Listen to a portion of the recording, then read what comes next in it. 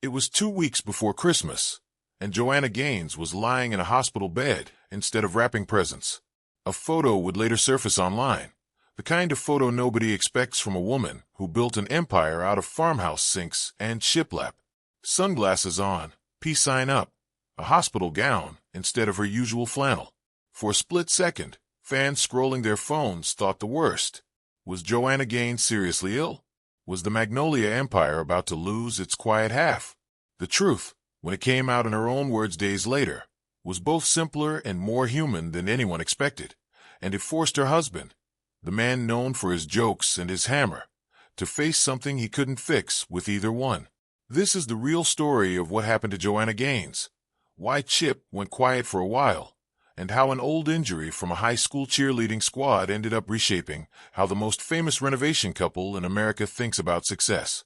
To understand why this moment hit so hard, you have to go back to where it all started, long before Target shelves and HGTV contracts.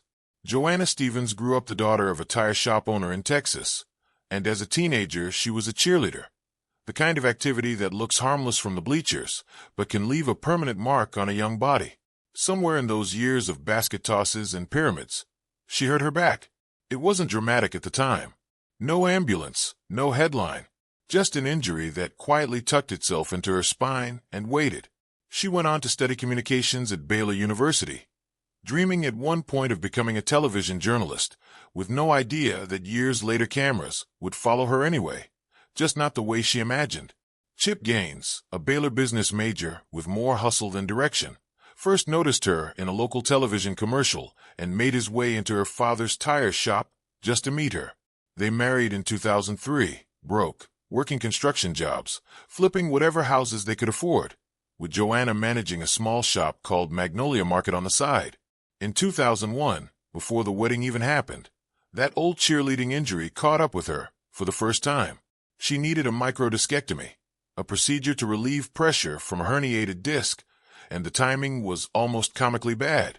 She had to cancel a date with Chip to have it done. It became one of those stories couples tell at dinner parties, proof that even the beginning of their relationship had its share of chaos. For the next 2 decades, that back injury became part of the background noise of an increasingly loud life.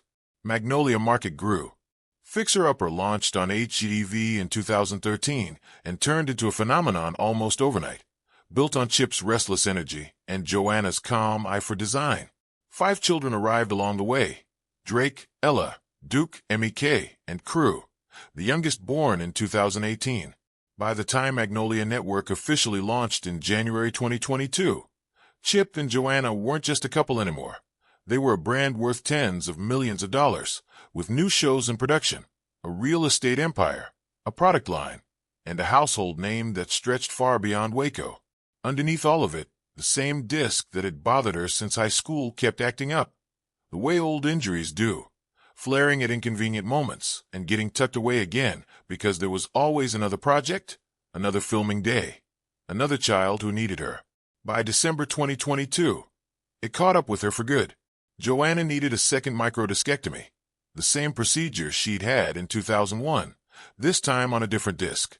And unlike the secrecy people might assume from a couple so protective of their privacy, Joanna chose to tell her own story, on her own terms, through an Instagram post on December 21st. She posted photos from her hospital bed and from home afterward, cuddled up with one of her kids, recovering. In her own words, she explained that the injury went back to a basket toss gone wrong in high school cheerleading, and joked that her back always seemed to pick the most inconvenient times to act up, especially with the timing landing right in the middle of the holiday season, historically the busiest stretch of the year for Magnolia. But there was something underneath the joke too. She wrote that she was grateful for the forced rest, calling it a gift to simply stay still during a season that usually demanded the opposite of stillness from her. That single sentence says more about what this moment really was than any dramatized version could. This wasn't a mysterious, hidden diagnosis that threatened to end her career. It was something quieter and, in its own way, more relatable. A woman who had spent over 20 years running on adrenaline, raising 5 kids, and building a business empire, finally being forced by her own body to stop. For Chip, watching his wife go through a second surgery for an injury that had haunted her since before he even knew her. It was a reminder of something he doesn't talk about often on camera, that the version of Joanna the world sees, composed, capable, endlessly creative, has carried physical pain through almost the entire run of their success. He wasn't the one in the hospital bed, but anyone who has watched a partner go through surgery knows that helplessness has its own weight. There's no blueprint for that kind of waiting, no renovation plan that tells you how to be useful when the person you love most just needs time and rest. What followed wasn't a retreat from the public eye so much as a recalibration. Joanna's recovery happened mostly out of the spotlight, the way she'd chosen to share it, on her own terms, briefly, and then back to normal life with her kids around her. And in the years since, she's spoken more openly about what it actually takes to hold together a marriage, 5 children, and a business empire worth tens of millions of dollars at the same time. She's been candid in interviews about how blurry the line between business and marriage can get when you run a company with your spouse, admitting that even date nights have a habit of turning into work meetings. It's not the kind of confession that makes headlines, but it's an honest one, and it tracks with everything else about how the Gaineses have built their public image, not as a couple who never struggles, but as one willing to admit that struggle is part of the deal. By January 2025, Joanna gave fans an update that said more about her recovery than any dramatic narrative could. She shared that she and Chip had started working with a personal trainer months earlier, and that on day one, when he asked her to do push-ups, her answer was simple. She couldn't, because of her back.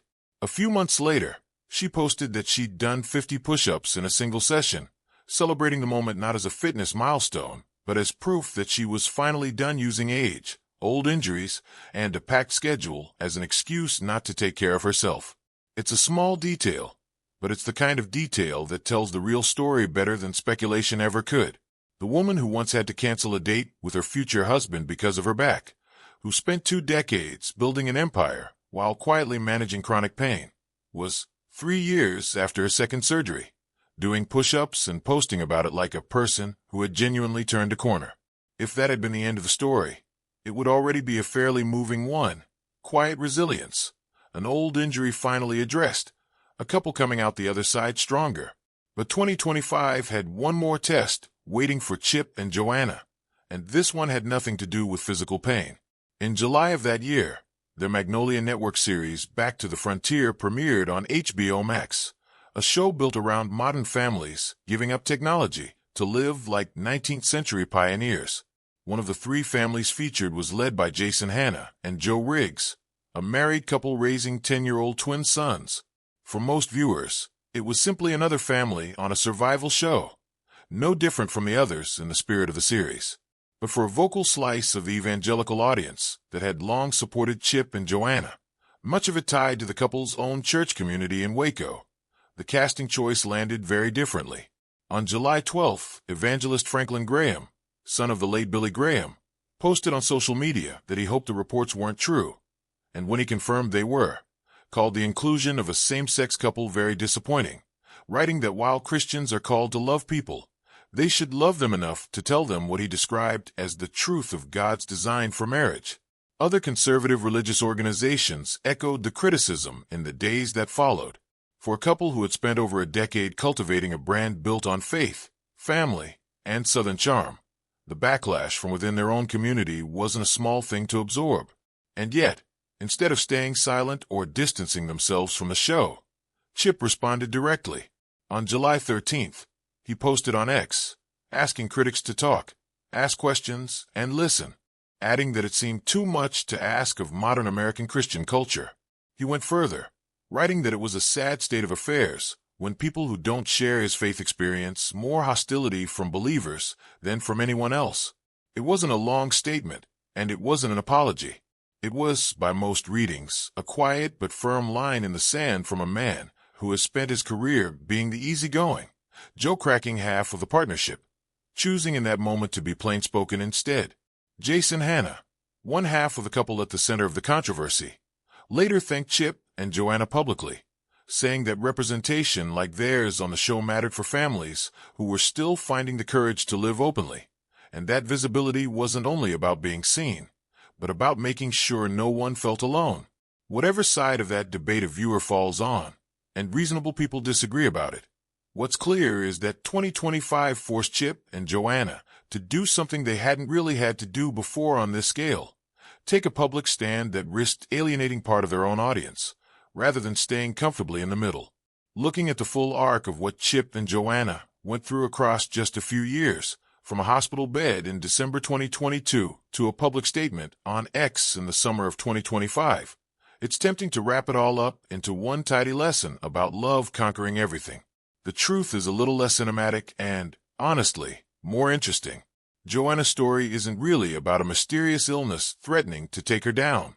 It's about what happens when a person spends 2 decades building something extraordinary while carrying an old injury she rarely talked about, until she finally had no choice but to stop, rest, and tell her own story on her own terms. Chip's story isn't about heroic bedside vigils dramatized for an audience. It's about a man who, by most accounts, has learned over the years that some problems can't be fixed with charm or hard work, only with patience, presence, and eventually, when it mattered, a willingness to say something unpopular out loud. What ties both moments together is something simpler than either headline suggests. A couple who built their entire public identity around the idea of taking something broken and making it whole again, finding out in real time that the hardest things to repair are never the ones you can see on camera. A back that's been hurting since high school. A community that doesn't always agree with you. Neither of those problems comes with a blueprint. And maybe that's the actual takeaway here. More useful than any dramatized version of events could be.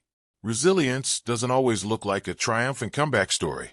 Sometimes it looks like an honest Instagram post from a hospital bed. Sometimes it looks like 50 push-ups 3 years later. And sometimes it looks like one plain-spoken post on a Sunday afternoon, choosing honesty over comfort. If this story resonated with you, or if you've ever had to push through an old injury while everyone around you assumed you had it all together, let us know in the comments. And if you want more honest looks at the real stories behind the headlines, make sure you're subscribed for what's next.